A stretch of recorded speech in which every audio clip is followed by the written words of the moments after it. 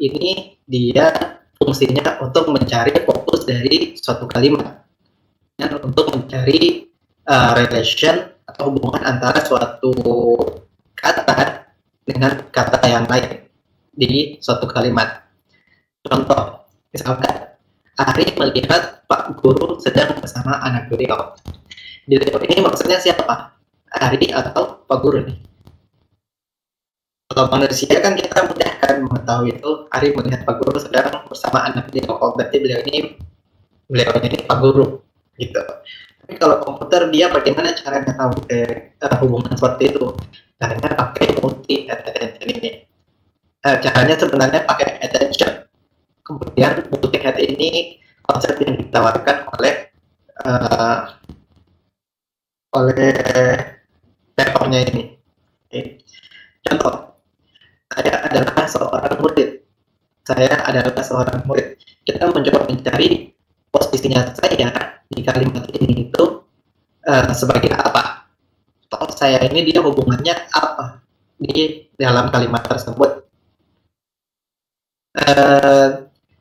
Dia mencari posisinya saya di dalam kalimat ini sendiri. Makanya terkadang multi-head attention dari encoder ini juga dibilang sebagai self-attention.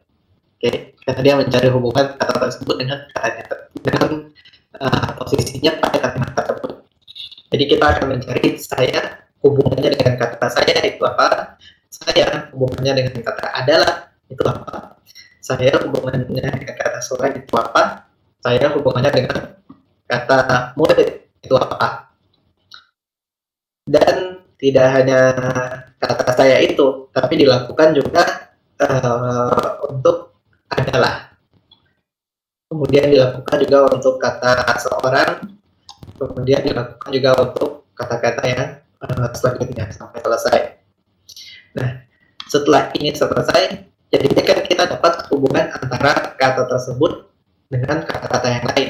Jadi kita dapat hubungan antara setiap kata dalam kalimat tersebut. Oke, dan itu direpresentasikan dalam bentuk vektor angka. Jadi misalkan saya hubungannya dengan kata saya itu bernilai 0,73, berarti hubungannya dekat banget. Ya, jadi ya jelas kan ya, karena kata saya itu kata itu sendiri. Kemudian kata saya dengan kata adalah hubungannya 0,04 nilainya. Kata saya dengan kata seorang hubungannya 0,25. Kata saya dengan kata murid hubungannya 0,18. Angka ini random aja ya. Saya cuma mau menunjukkan bahwa dia direpresentasikan dalam bentuk vektor seperti ini, dan setelah itu kata tersebut punya hubungan yang besar dengan kata itu sendiri. Kayak sini adalah dia nilainya paling besar di antara hubungan-hubungan yang lain. Kemudian seorang nilainya paling besar juga, dan murid dia nilainya paling besar. Okay. Nah, kalau di papernya multi-head attention itu digambarkan seperti ini. Okay. Jadi dia menerima 3 inputan, V, value, P, key, dan Q atau query. Kemudian diinputkan ke dalam layar linear. Dari layar linear ini kemudian kita akan ambil scale.product attention, kita paket, kemudian kita linearkan lagi.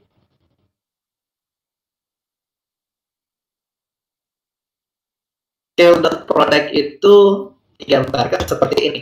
Jadi scale.product itu digambarkan dari matriks Q dan akan dikalikan, kemudian diskalakan dengan dimensinya, dimensi inputnya itu ya. Kemudian bisa dikasih mask, itu opsional. Kita masukkan ke softmax, kemudian kita kalikan dengan matriksnya value. Okay. Dari situ kita akan dapat hubungan antara kata saya dengan kata adalah, kata saya dengan kata seorang, kata saya dengan kata murid, kayak gitu. Oke. Kalau di papernya itu kan dia menawarkan konsep multi-head attention. Tapi sebelum kita ke multi-head attention, kita lihat dulu single head attention itu kayak gimana. Oke. Kalau multi berarti ada banyak gambar yang kayak gini, dia bersusun-susun. Oke, kalau single cuma satu aja.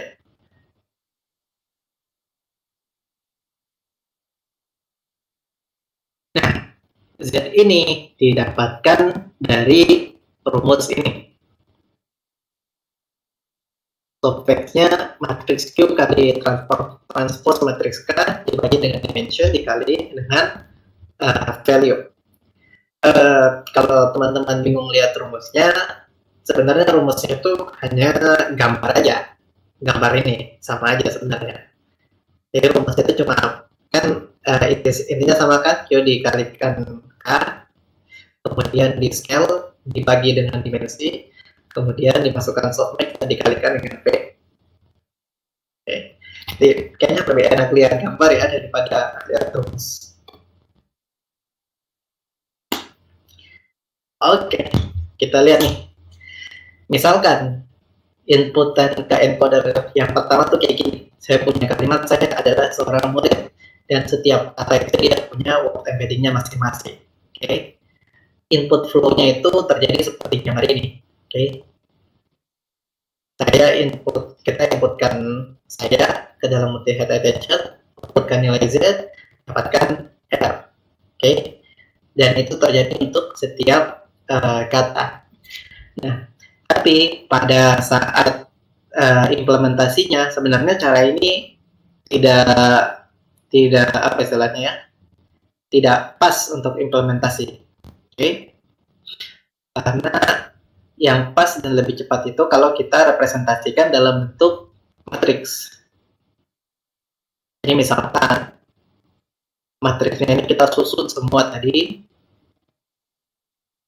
Ini saya contohkan misalkan cuma 2 kata aja ya.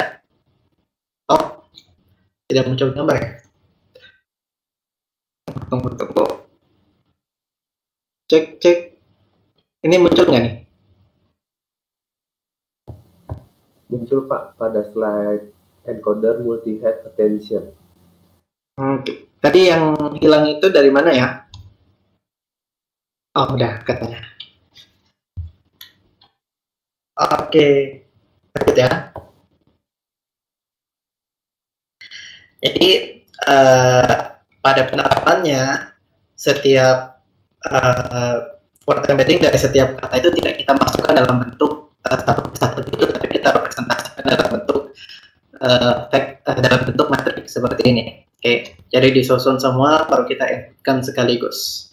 Ini contohnya misalkan terdiri dari 2 kata lah. Kita inputkan, kemudian attention, dapatkan matriksnya Z, kita inputkan ke feed forward, dapatnya matriks R. Gitu.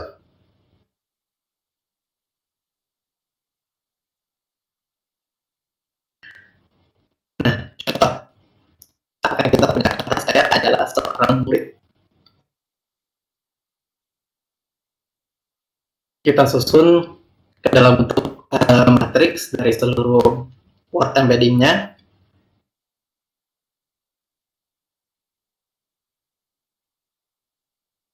Jadi, kemudian perlu kita ketahui bahwa ada juga matriks wake dari setiap nilai-nilai ini. Jadi kan kita butuh value untuk inputannya, kita butuh key untuk inputannya, kita butuh Q untuk inputannya attention ini. Dan tiap-tiap itu mereka juga punya nilai weight, nilai bobotnya. Nah, bobotnya ini awalnya di initialize secara random dan diupdate terus-menerus pada saat training. Nah, nilai Q ini dapat dari mana? Nilai Q sebagai inputannya attention ini kita dapatkan dari X-nya dikali dengan WQ-nya. Oke. Dengan WQ-nya Q. Dapatkan nilai Q. Kemudian X-nya kita kalikan dengan WQ-nya K, kita dapatkan nilai K. Kemudian X-nya kita kalikan dengan nilainya W, kan W-nya V, dapatkan nilainya V. Oke. Sekarang kita sudah dapat nilai dari ketiga matriks ini kita siap inputkan ke scale dot product attention.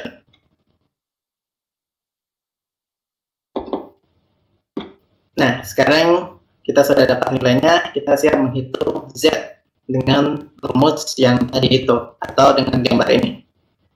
Gambar ini kalau kita komputasikan, rumusnya kan kayak gini kan, softmax dari Q per dimensi, kemudian dikalikan dengan V.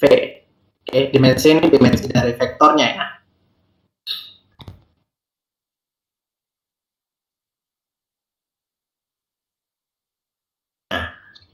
Jadi kita kalikan, nanti akan dapat proses seperti ini, softmax dari Q dikalikan ke transpose, kita skalakan dengan dimensinya, kemudian kita kalikan V, kita dapatkan matriks Z.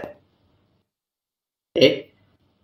Sebagai outputnya dari single head attention.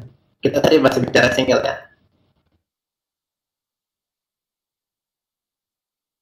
Nah, kalau single head attention dia menghasilkan satu matriks Z,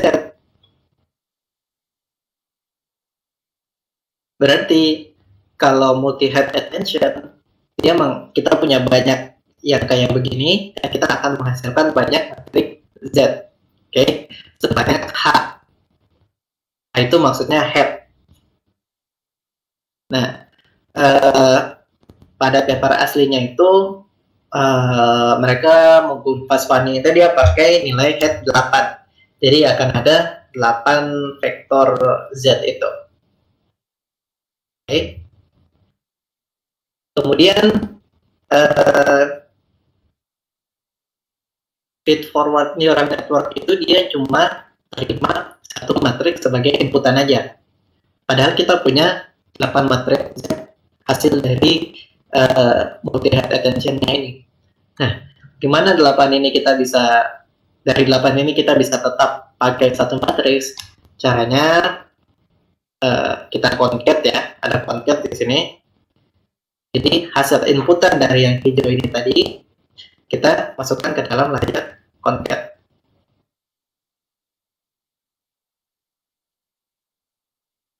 Oke, kita concat, dia sudah terconcat. Kemudian kita kalikan dengan matriks O. Oke. Matriks O ini ya sama juga kayak matriks-matriks yang sebelumnya tadi. Jadi dia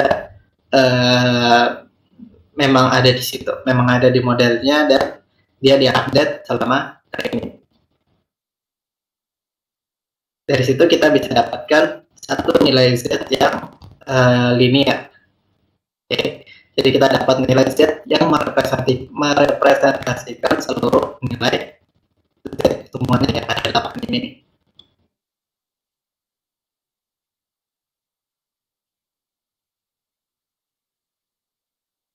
Nah, jadi semua proses di multi head attention yang dari awal tadi bisa kita summarize-kan ke dalam satu gambar ini. Oke. Jadi pertama kita punya input sentence, misalkan thinking machines. Kita kasihkan word embedding, thinking word embeddingnya yang ini, machines word embeddingnya yang ini. Oke. Ini untuk layar encoder, untuk encoder yang pertama. Kemudian kita bagikan ke dalam 8 head. Oke.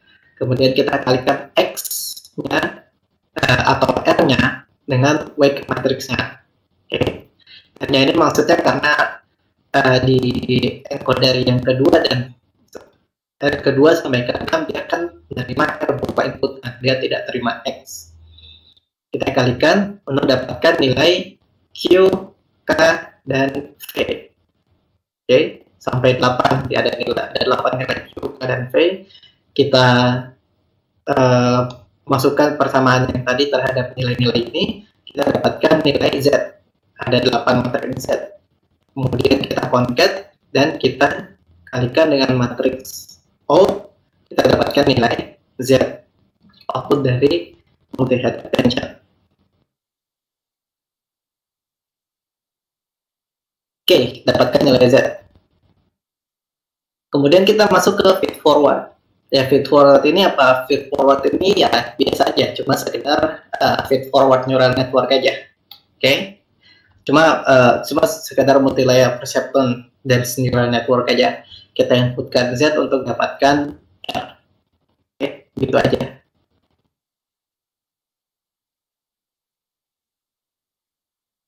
Nah, selesai masalah encoder tadi. Sekarang kita bahas tentang decoder. Sebenarnya sama. Konsepnya juga tetap multi-head attention, cuma nanti ada beberapa sedikit perbedaan. Nah, kalau tadi di encoder ada dua komponen, multi-head attention dan feed forward aja. Di decoder ini ketambahan satu, ada mask multi-head attention. Mask itu kayak gimana? Mari kita lihat. Kita bahas dulu ya yang mask multi-head attention. Nah, konsepnya sebenarnya tetap sama seperti attention. Tujuannya ya tetap untuk mencari fokus dari kalimat tersebut dan mencari hubungan antara kata tersebut dengan kata yang sebelumnya. Oke.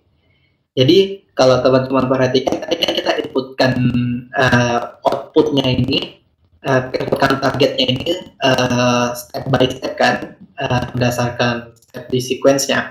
Jadi kita inputkan I sendiri, kemudian pada step berikutnya kita inputkan M, kemudian pada step berikutnya kita inputkan A dan seterusnya. Yang berarti kita ketika kita inputkan kata I ini, kita belum tahu kata M as student, ya kan?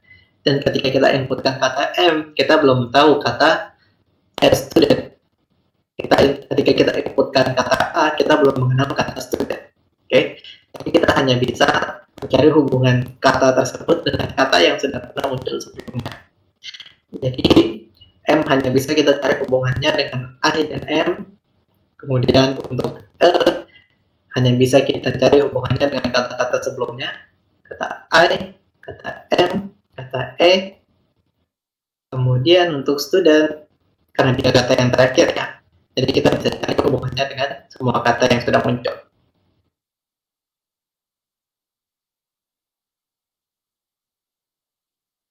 Dan direpresentasikan dalam bentuk vektor ya, kayak yang awal tadi. Nah, karena kata A yang pertama muncul, tidak ada kata-kata yang lain, berarti otomatis kan dia hubungannya bernilai 1. Ya, hubungannya benar-benar kuat sekali karena memang tidak ada kata lain yang mengganggu. Ketika kata M muncul, kemudian yang ada nilainya cuma yang bagiannya I dan bagiannya M. Oke. Perhatikan nilai yang di sisanya ini nilainya 0 semua. Nah, itulah mengapa dibilang mask, karena dia tertutup gitu, termask.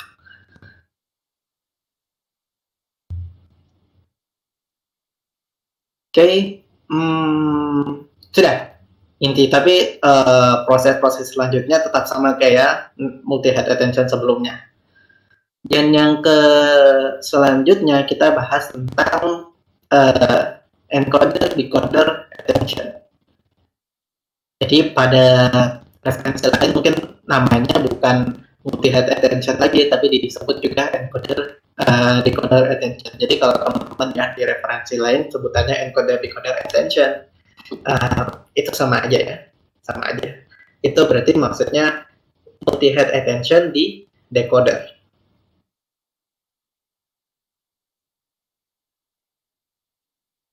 Oke, dia menerima 2 input dari encoder dan 1 input dari decoder itu sendiri. 1 inputnya itu datang dari mask multi-head attention, 2 inputnya ini datang dari encoder yang terakhir. Oke, jadi kalau dibayangkan kurang lebih seperti ini. Dari encoder yang terakhir itu dia cuma dapat nilai key dan value. Kemudian dari targetnya, dari mask multi-head encoder, dia dapatkan nilai query. Kenapa seperti itu? Oke, lihat ya, dia dapatkan dari encoder, dan yang sini dia dapatkan dari decoder input. Alasan dia seperti itu karena di encoder decoder attention ini sebenarnya terjadi proses utama dari machine translation itu sendiri. Jadi konsep utamanya itu main key-nya itu ada di sini, decoder attention. Encoder decoder attention. This is where the machine translation find the relationship between sentence pair. Jadi kan tadi teman-teman sudah tahu kalau attention itu untuk mencari hubungan antara kata tersebut dengan kata-kata yang lain kan. Nah, kalau kita masukkan key dan value dari encoder ini kan berarti bahasa Indonesia ya. Saya adalah seorang murid. Kemudian kita masukkan query dari decoder, I am a student. Berarti nanti hubungan yang dicari itu apa? Hubungan yang dicari kan berarti hubungan antara tiap kata di bahasa Indonesia dengan tiap kata di bahasa Inggrisnya kan. Berarti saya dengan I hubungannya apa? Saya dengan N hubungannya apa? Saya dengan hubungannya apa? Saya dengan student hubungannya apa? Dan seterusnya sampai kata yang terakhir.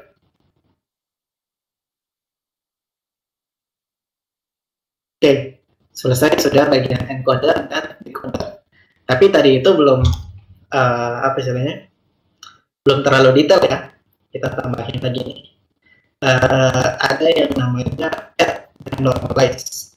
Ini bagian penting juga nih dari transformers.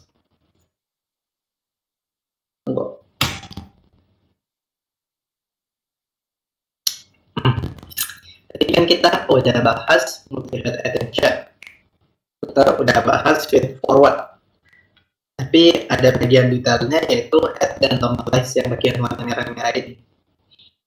Itu isinya apa?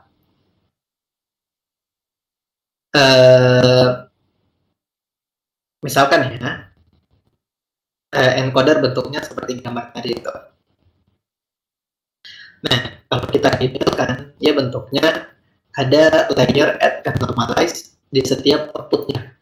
Jadi di setiap outputnya multi-head ada add normalize, di outputnya feed forward ada add and normalize juga. Ada layer add dan normalize. Misalkan kita punya input, saya adalah seorang murid. Kita representasikan dalam bentuk vektor, ya, word embeddingnya kita satukan dalam bentuk vektor. Kemudian kita kasih positional encoding seperti yang sudah kita bahas sebelumnya. Kemudian hasil dari positional encoding itu kita inputkan ke multi-head attention. Oke. Di multi-head attention itu terjadi segala macam proses yang sudah kita bahas tadi. Setelah itu outputnya kita tambahkan ke kita masukkan ke add and normalize. Add and normalize ini dia akan mengambil nilai Z tentunya ya, output dari multi-head attention. Kemudian dia juga mengambil nilai X yang setelah di positional encoding-nya. Kemudian apa yang akan dilakukan? Yang akan dilakukan adalah menjumlahkan X dan Z, kemudian dilakukan batch normalization. Untuk batch normalization ini kita tidak bahas lebih detail ya, tapi teman-teman bisa merujuk ke paper ini.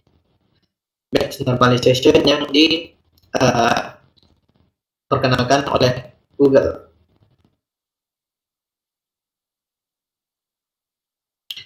Nanti setelah batch normalization kita dapat nilai Z yang sebenarnya yang sudah normalize.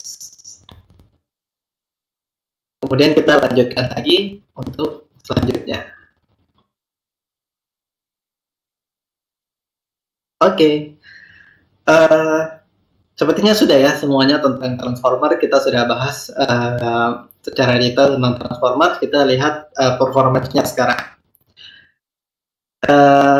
Pada saat dikeluarkan dulu itu transformers dia mengarahkan Google Machine Translation yang dibuat oleh Google, dan dia bisa meraih performance dengan review score yang paling tinggi untuk dataset yang disiapkan oleh Word Machine Translation, yaitu English to German dan English to French. Okay. Well, pada saat ini sebenarnya transformers bukan yang terbaik lagi juga ya sebenarnya, karena untuk sequence to sequence atau untuk machine translation dia dikalahkan oleh paper ini ya, Pervasive attention, sama konsepnya tetap kunci utamanya tetap perlu memahami attention juga. Tapi transformer tetap bisa kita pakai untuk apa ya? Transformer lebih kuat kalau mau kita pakai untuk keperluan yang lebih umum lainnya, tidak hanya mesin translation. Sementara yang ini kan hanya fokus ke sequence to sequence.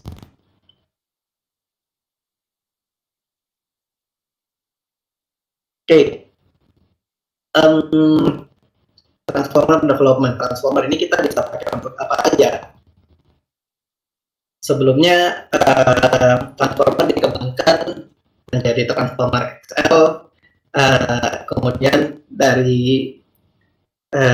kemudian pada transformer XL itu ada dua kontribusi yang penting daripada vanilla transformer. Jadi kontribusi pertama itu recurrent mechanism, kontribusi yang kedua itu relative positional embedding. Positional embedding ini direlatifkan lagi, diperbaiki lagi supaya bisa menangkap relativitas dari kata-kata tersebut. Jadi katanya tidak benar-benar saklek seperti itu katanya. Teman-teman bisa merefer ke paper ini ya.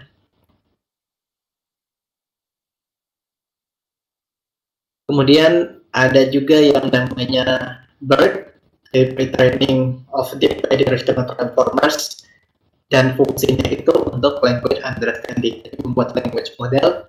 Ada dua komponen utama yang perlu teman-teman pahami, yaitu mesh language model. Bagaimana mereka membuat language model dengan auto encoding. Tadi mereka mencoba memprediksi kata-kata yang blank kayak gitu. Dan ada juga next sentence prediction. Nah, BERT ini dia tersusun dari 12 layer transformers. Oke, TRM itu adalah transformers. Jadi dia pengembangannya tetap dari transformers. Bagi yang mau memahami BERT, sebelumnya saya sudah pernah bikin video tutorial ya tentang BERT, bisa dicek di slide ini. Oke. Kemudian ada juga external yang mengenalkan computation language modeling. Sebenarnya tidak mengenalkan, tapi mereka menggunakan konsepnya untuk memboost performance. Mereka menggunakan computation language modeling dan mereka ini yang mereka kenalkan itu strength self attention. Okay. Jadi ya ada beberapa masalah yang terjadi di BERT dan hanya bisa selesai dengan diatasi dengan tools self attention. External ini dia terdiri dari 12 layer dari transformer XL ya. Saya juga udah pernah bikin tutorial dari external ini, teman-teman bisa cek di sini.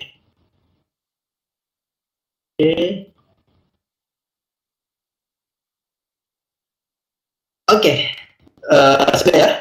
Terakhir kita let's go.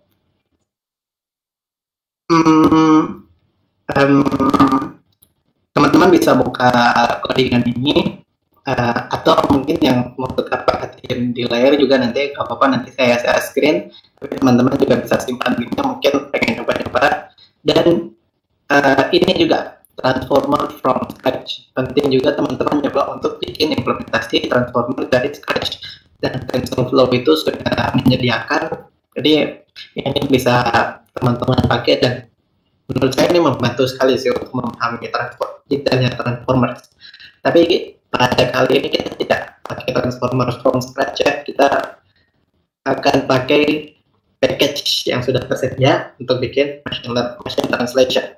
Jadi library yang akan kita pakai namanya OpenNMT, Open Neural Machine Translation, dan kita akan coba mentranslasi 10.000 sentence file dari Inggris ke Jerman.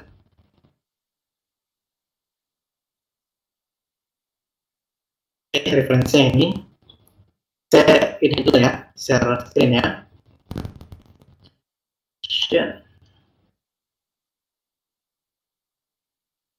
Ini ya, share eksternal video bukan share screen.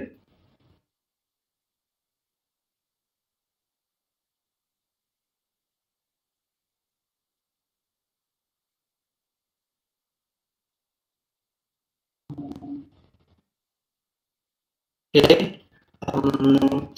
ini udah terlihat ya screen-nya ya, screen saya. Masih belum terlihat, Pak. Masih di slide-nya.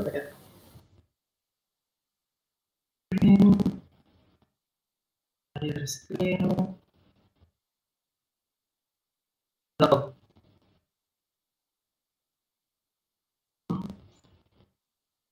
Mungkin bisa dikliknya yang share entire screen-nya, Pak, pilihannya. Gimana?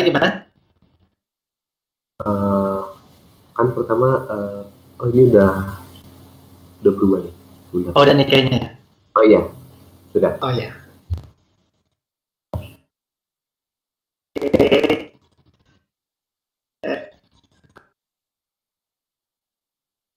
Ini udah ya kelihatan nih.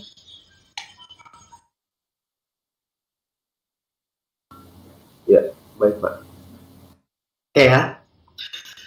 Oke, sekarang kita akan coba mentranslasikan 10.000 kalimat bahasa Jerman ke bahasa Inggris.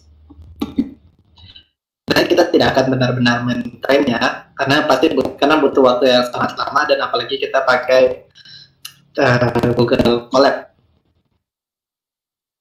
Tapi saya tunjukkan langkah-langkah dari codingannya aja.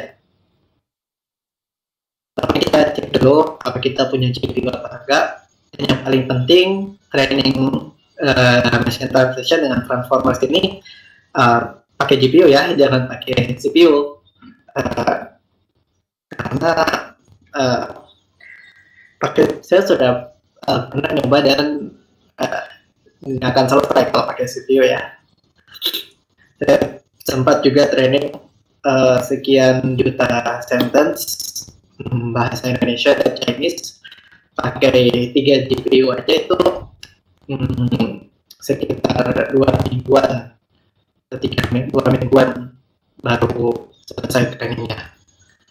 Jadi pakai GPU ya, dan jangan pakai GPU yang di collab tentunya karena akan lost connection.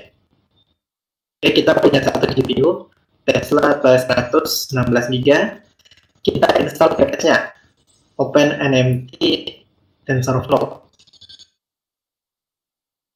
Kemudian untuk mengecek apakah package-nya udah benar-benar terinstall apa enggak, kita cek pakai command ini ONMT main version.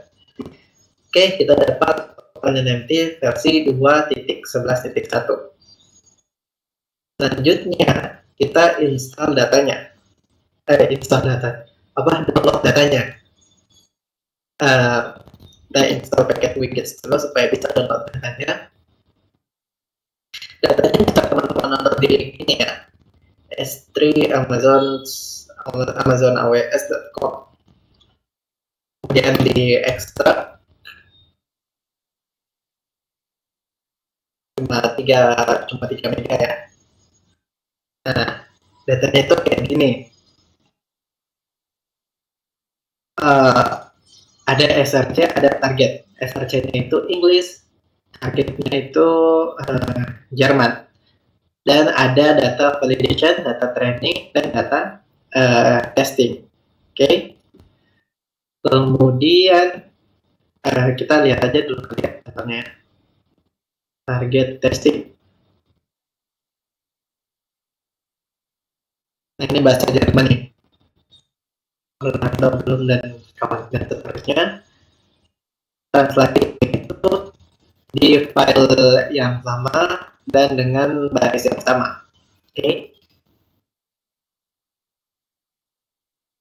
Nah, kemudian kita create vocabulary. Berapa banyak vocab yang kita pakai untuk translasi ini. Oke. Tentu kita tidak pakai, tentu jangan pakai semua vocabulary ya, karena sebenarnya dari situ kita bisa lihat apakah sebenarnya modelnya kita ini tertrain atau tidak. Supaya nanti kita bisa lihat bagaimana modelnya kita menghandle kata-kata yang out of vocabulary. Dan bikin 50.000 vocabulary untuk setiap bahasanya, untuk Inggris dan Jerman. Outputnya nanti kita dapatkan file txt ya. Cuma replace. Ada ya, sudah ya vocabulary-nya. Mana nih? Oke. Nah, untuk trainingnya, bagian utamanya ini ya. Kita panggil kelas OpenNMT main-nya, kemudian kita definisikan model type-nya, kemudian model type-nya kita pakai transformers, dan kita kirimkan nilai konfigurasinya dalam bentuk YML. Konfigurasinya ini file YML, dan saya sudah siapkan filenya ya. Tapi kalau teman-teman mau coba, teman-teman bisa lihat di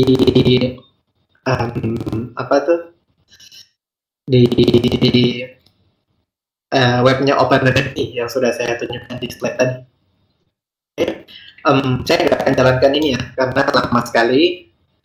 Kemudian kita pakai satu GPU, kemudian kita lakukan evaluasi juga, dan yang kita lakukan adalah proses training. Nah, di sini saya mau tunjukkan isinya dari transformers itu. Nah, tadi kan pertama di transformers itu ada word embedding, ya kan? Word embedding. Kemudian ada encoder, ya kan? Dari encoder itu ada software attention layer, dan juga ada feed forward neural network. Oke. Ini encoder yang pertama, kemudian encoder yang kedua, sampai encoder yang ke-6 atau indeksnya ke-5 ya. Dan juga ada decoder. Nah, ini decodernya nih. Jadi, terus kemudian forward neural networknya itu dia mengoutputkan 512 vektor dengan dimensi 512. Nah, kalau teman-teman jalankan ini, nanti bisa setelah training, nanti teman-teman akan dapat file hasil trainingnya ya. Dan kalau mau teman-teman prediksi outputnya, teman-teman bisa pakai perintah ini, command yang seperti ini. Oke. Config data sama data, cuma kita tambahkan feature file dan file yang mau kita prediksi. Misalkan kita mau mentranslate file.xrj ini ke dalam bahasa Inggris, kita prediksi, terus kita tambahkan sintaks ini aja sih, supaya bisa outputnya itu bisa tersimpan di txt. Oke, itu kayaknya yang bisa saya bagikan. Mungkin kalau ada yang mau didiskusikan atau di-sharingkan juga nggak apa-apa. Silakan. Terima kasih. Assalamualaikum warahmatullahi wabarakatuh. Waalaikumsalam warahmatullahi wabarakatuh. Terima kasih Pak Fadli, materinya sangat menarik ya tentang machine translation ini. Bagi teman-teman yang ingin bertanya, silakan langsung ketik di kolom chat publik, dan untuk teman-teman yang ada di YouTube Live bisa silakan ketik di kolom chat YouTube tersebut untuk diskusi atau bertanya. Nah, mungkin untuk awalnya nih Pak, saya juga penasaran, apakah dengan transformer ini, dengan yang tadi encoding decodingnya itu, bisakah kita misalkan dari, kan kalau ini tadi melihatnya kecocokannya dari satu kata ya Pak, dari satu kalimat. Nah, bisakah misalkan Pak Guru sedang mengajar, lalu kalimat keduanya itu dia mengajar AI misalkan itu, atau dia mengajar matematika. Nah, dia di sini kan berarti kalau kita translate ke bahasa Inggris kan dia ada dua makna, he or she gitu. Nah, itu bisakah disambungkan dengan kalimat sebelumnya bahwa yang benar tuh dia harusnya translate-nya ke he, bukan ke she gitu. Saya penasaran di keterkaitan antar kalimatnya itu Pak. Terima kasih. Ya, Ya betul. Kayak gitu bisa dilakukan dengan konsep attention tadi. Nah, misalkan ya kayak tadi ya contohnya ya, saya melihat Pak Guru dia sedang mengajar kayak gitu misalnya. Dia itu merefer kepada siapa?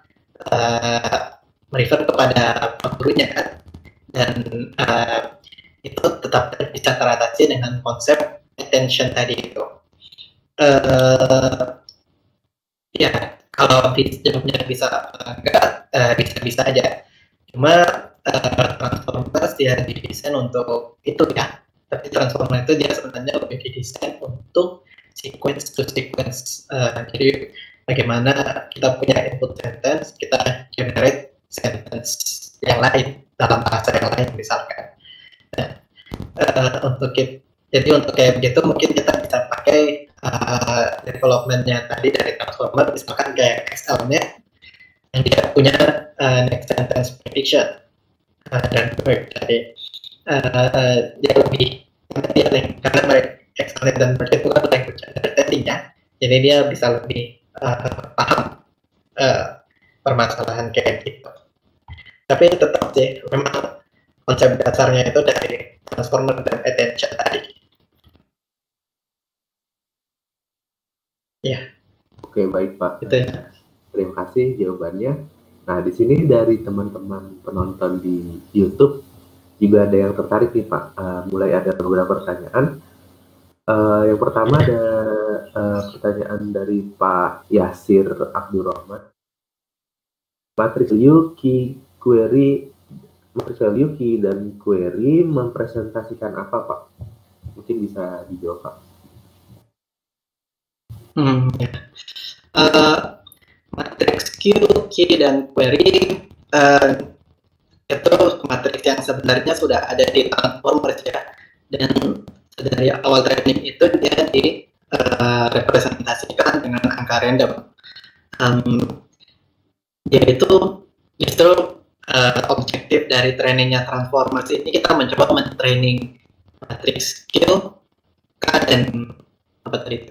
Q, K, dan value supaya bisa memahami attention tadi gitu ya. Jadi dia random dan dia itu gunanya supaya kita bisa memahami hubungan antar kata dalam sentence tersebut, dan nilainya itu selalu diupdate selama training gitu. Jadi intinya itu dia mencoba membagi inputnya, misalkan kayak ini ya. Ini saya masih share screen ya. Masih apa presentation ya? Iya masih Pak. Iya. Oke, misalkan kita punya input ya. Saya adalah seorang murid. Nah, matriks Q, K, dan V itu tadi dia mencoba membagi inputannya kita itu ke dalam tiga matriks tadi itu, Q, K, dan V. Ya gitu. Tapi intinya tetap itu dia random dan tujuannya supaya kita bisa memahami hubungan antara kalimat dan antara kata kayak gitu. Oke. Ada lagi mungkin? Oke, baik Pak. Selanjutnya masih dari Bapak Yasir bertanya selanjutnya, apakah transformer pada translate dari Inggris ke Jerman dan Jerman ke Inggris itu berbeda?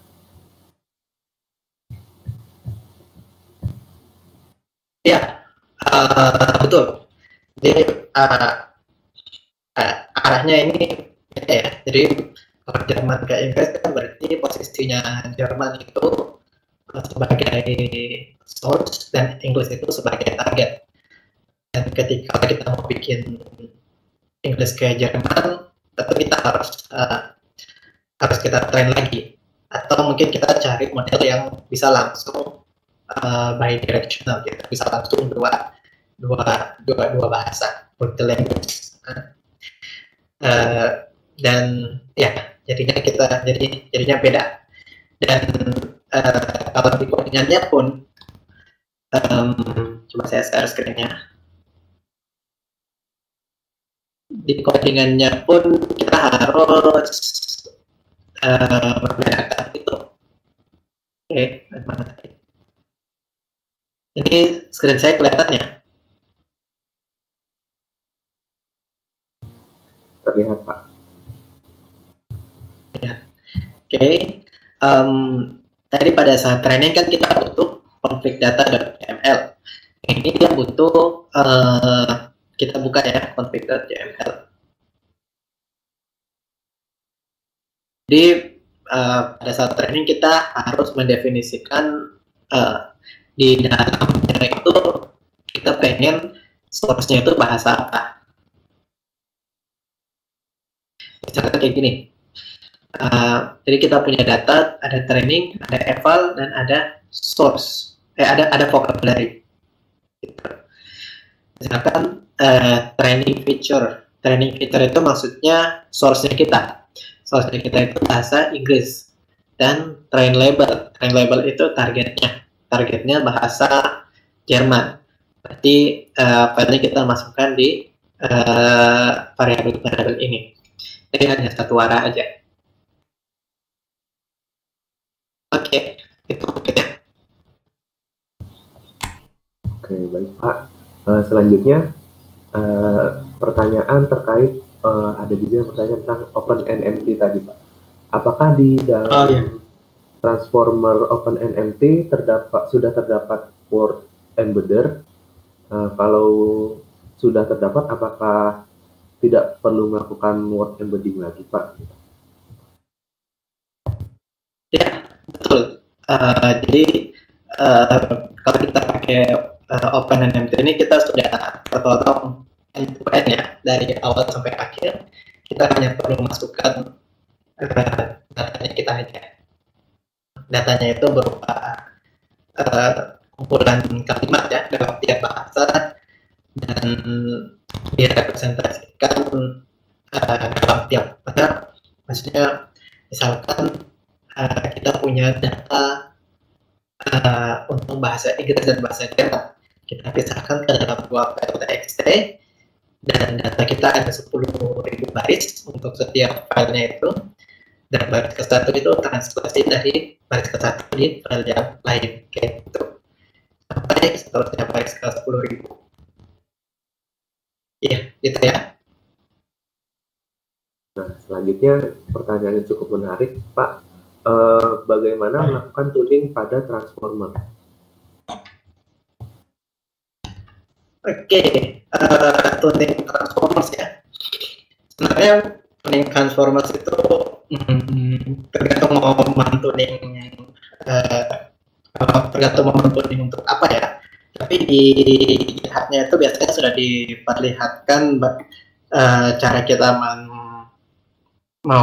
cara kita kalau kita mau tuning transformers. Coba saya sambil lihat GitHub ya, transformers.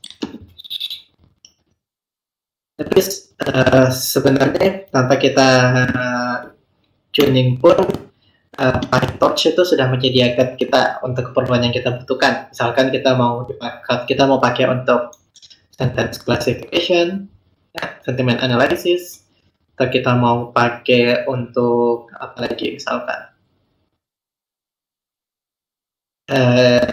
regression ya. Tapi intinya bisa tetap untuk sequence to sequence, bisa untuk sequence data ya.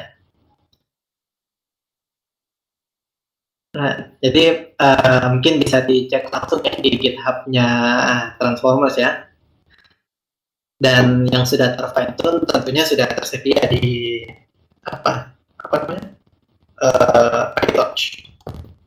Jadi bisa cek di PyTorch saja. Gitu ya. Oke, baik Pak. Ada lagi pertanyaan dari teman-teman komunitas.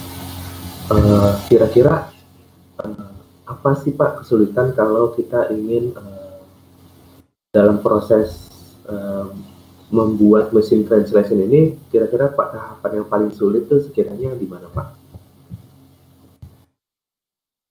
Oke. sebenarnya ini ya, ya ini mungkin sekalian sharing pengalaman ya. Waktu dulu saya riset tentang, ya saya sebenarnya kan riset saya bukan tentang machine translation, tapi lebih ke chatbot dan kawan-kawan. Tapi saya sempat juga riset tentang machine translation, dan kalau menurut saya masalah modelnya ini mudah sekali. Kalau kita butuh model apa, transformers, atau kita mau pakai preserved attention yang saya tadi bilang dia sudah mengalahkan transformers, itu kan kita tinggal pakai aja codingan yang ada di internet yang sudah disediakan oleh autornya. Atau kalau mau kita fine tune, tinggal kita fine tune aja. Masalahnya sebenarnya yang paling susah itu terdapat di pengumpulan datanya. Apalagi kalau data yang kita lakukan itu, data yang mau kita tahu itu data dari bahasa yang hampir punah. Misalkan kayak sekarang ini saya sedang coba untuk bikin machine translation buat bahasa Indonesia dan bahasa Tidore ya, di Maluku Utara, bahasa Tidore, dan itu agak susah untuk mengumpulkan datasetnya, dan apalagi di Maluku Utara ini ada beberapa bahasa yang hampir punah dan agak sulit untuk mencari datasetnya kayak gitu. Sisanya sih yang penting kita ini aja, tinggal jalanin codingannya aja gitu. Gitu ya Pak. Dan memang cukup menarik juga Pak terkait dengan bahasa daerah di Indonesia. Nah, sekiranya selain dataset, kalau misalkan kita punya dataset bahasa daerah Pak, itu apakah prosesnya sama saja atau ada kesulitan lain mungkin dari struktur bahasa daerah dan lain-lain Pak? Ya betul. Ini juga poin penting ya, karena beda bahasa bisa jadi mereka punya karakter yang berbeda. Misalkan kayak Chinese kita mau bikin translasi antara Chinese dan Indonesia, atau bahasa Jawa yang pakai pakai huruf-huruf kitanya, huruf-huruf Jawanya ya. Karena kita harus bikin kita harus tambahkan lagi proses tersendiri untuk mengatasi huruf-huruf tersebut. Misalkan bahasa Chinese ke bahasa Indonesia kita nggak bisa langsung translate itu aja, karena di bahasa Cina itu kan nggak ada spasi, jadi semua katanya itu langsung tersambung dalam satu kalimat yang sama tanpa spasi. Dan kalau kita masukkan ke dalam modelnya bingung, karena misalkan dalam bahasa Cina itu ada misalkan suatu kata butuh 2 karakter dalam bahasa Cina. Misalkan kalau ada kata yang mirip dan dia butuh 1 karakter aja, modelnya kan bingung, ini sebenarnya yang dimaksud kata apa nih, kayak gitu. Jadi kalau dari bahasanya tulisannya itu penting ya, karakternya kayak gitu. Kemudian ya kalau menurut saya sih bagian yang paling utama itu karakternya, bagaimana kita bisa menghandle karakter, dan ini bagian penting karena kita harus cari bagaimana kita memisahkan atau bagaimana kita tokenize kalimat tersebut dengan pas, kayak gitu. Ada algoritmanya tersendiri untuk melakukan itu. Dan untuk tiap bahasa biasanya berbeda algoritma untuk mentokenize-nya. Karena bahasa yang mempunyai karakter ya, kayak China, atau mungkin kalau Arabic kan bisa dipisahkan dengan spasi ya, jadi mungkin agak lebih mudah gitu. Ya baik Pak, memang sangat menarik sekali ya.